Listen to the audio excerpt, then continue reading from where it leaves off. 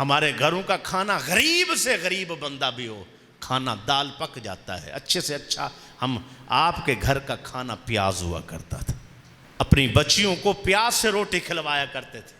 حضرت عمر بن عبدالعزیز نے اولاد کی تربیت ایسی کی ہوئی تھی، ایک بیٹے کو بھیجا تھا امام کے پاس، وہ وہاں پڑھتے رہے، عالم دین بنے، اور اس کے بعد جب وہ واپس آئے تو جیسے ہی آپ بہت تھکے ہوئے تھے، آپ آ کر اپنے خیمے میں آرام کرنے لگے نا، تو بیٹا آ گیا، ابو جی کیا کرنے لگے؟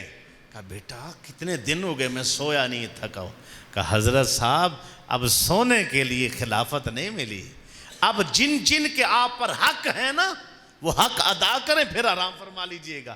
آپ نے ہاتھ اٹھایا، یا اللہ تیرا شکر ہے، اسی لیے تو اولاد کو پڑھایا تھا، عمل والا بنایا تھا، کہیں سستی ہو جائے تو اولاد بھی رہنمائی کر دے۔ خوف خدا بھی آپ کو اتنا تھا، ساری رات تڑپتے تڑپتے گزار دیتی۔ آپ کی بیوی کہتی ہیں میں نہیں کہتی کہ آپ کی نمازیں کسی سے زیادہ ہیں، لیکن میں نے آپ سے زیادہ رونے والا کسی کو نہیں دیکھا تھا،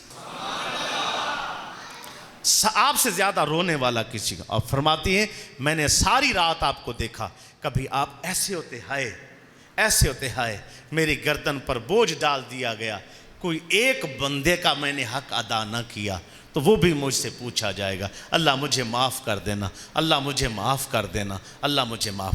آپ نے انصاف اور عدل اتنا فرمایا، آپ کی رعایا میں زکوٰۃ لینے والا کوئی نہ رہا، کہ زکوٰۃ کا مستحق ہی لوگ نہ رہے۔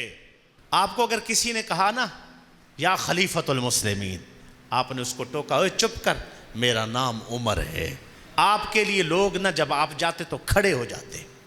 آپ نے فرمایا اچھا یار تو میری عزت کر، تو اس سے مراد یہ ہے کہ جس کی عزت کی جائے اس کے لیے کھڑا ہوتے ہیں؟ کہا ہاں جی۔ فرمایا ٹھیک ہے، جب کوئی بھی چھوٹے سے چھوٹا بندہ بھی آپ کی طرف آتا آپ بھی کھڑے ہو جائے، آپ بھی کھڑے ہو جایا کرتے تھے۔ پوچھا جاتا حضرت صاحب کیوں؟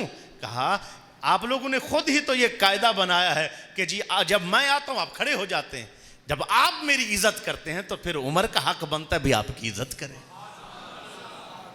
یہ تواضع انکساری تھی۔ آپ جب تک بیٹھے رہتے تھے، یعنی حکومتی کام کرتے تھے تو دیا جلاتے تھے، جب حکومتی کام ختم ہو جاتا دیا بند کر دیتے۔ کہا جاتا روشنی ختم ہو گئی ہے، کہتے ہیں اس میں تیل پڑا ہوا ہے حکومت کا، تیل پڑا ہے حکومت کا۔ جب تک کام حکومت کا کر رہا تھا تو یہ چل رہا تھا، اب میری ذاتی زندگی اس لیے اس کو بجھا دے، ختم۔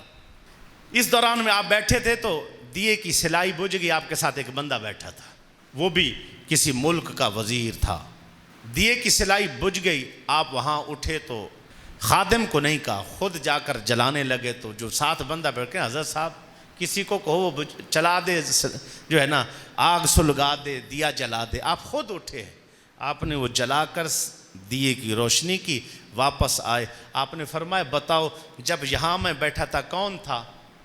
کہتے ہیں عمر۔ کہا جب میں وہاں گیا کون تھا؟ کہتے ہیں عمر۔ جب دیا جلا کر واپس آیا ہوں کون تھا؟ کہا عمر۔ کہا پھر فرق کیا ہے؟ پہلے بھی عمر تھا اب ہی عمر ہے، تو کیا کوئی کام کرنے سے عہدے میں یا بندے کے مقام میں کمی آتی؟ کوئی بات نہیں۔ لوگ سمجھتے ہیں یہ نوکر کرے خادم کرے، نہیں، چھوٹے سے چھوٹا کام کرنے میں بھی بندے کو کوئی نہیں حقیر ہوتا، چھوٹا ہوتا۔ میں پہلے بھی عمر تھا، دیا جلانے کے بعد بھی عمر ہی ہوں۔ آپ کے گھر میں نا آپ کو شہد پسند تھا، بیوی نے نا شہد ختم ہو گیا منگوا لیا، جب شہد منگوایا تو آپ کے سامنے رکھا، کہا ہاں شہد کدھر سے آیا؟ کہا 2 درہم کا 2 دینار کا، اسی طرح بتایا یہ شہد میں نے منگوایا ہے۔ اچھا، آپ کھانے لگے، خیال آیا کس کو بھیجا تھا؟ کہا فلاں خادم کو بھیجا تھا۔ آپ باہر نکلے، خادم سے پوچھا ہاں بھائی کس چیز پہ گیا تھا؟ وہ کہتا جی وہ جی گھوڑا کھڑا اس پہ گیا تھا۔ واستغفر اللہ ولا حول ولا قوت الا باللہ۔ واپس آئے، کہا یہ شاید دے دیا جائے اور اس کے بعد 2 درہم دینار قیمت بھی دے دی جائے۔ کہا وہ کیوں؟ میں نے اپنے پیسوں سے منگایا ہے اور اس کے بعد اپنے خادم کو بھیجا جو ہمارے لیے مقرر ہے، تو اب پھر بھی نہیں کھاتے؟ کہتے نہیں، وہ جس گھوڑے پہ گیا ہے نا وہ گھوڑا ہمارا نہیں تھا، وہ گھوڑا حکومت کا تھا، میرے گھوڑے پہ میرے خچر پہ نہیں گیا، میرے خچر پہ جا کے لے آتا تو پھر میں، یعنی اتنی احتیاط کی گئی۔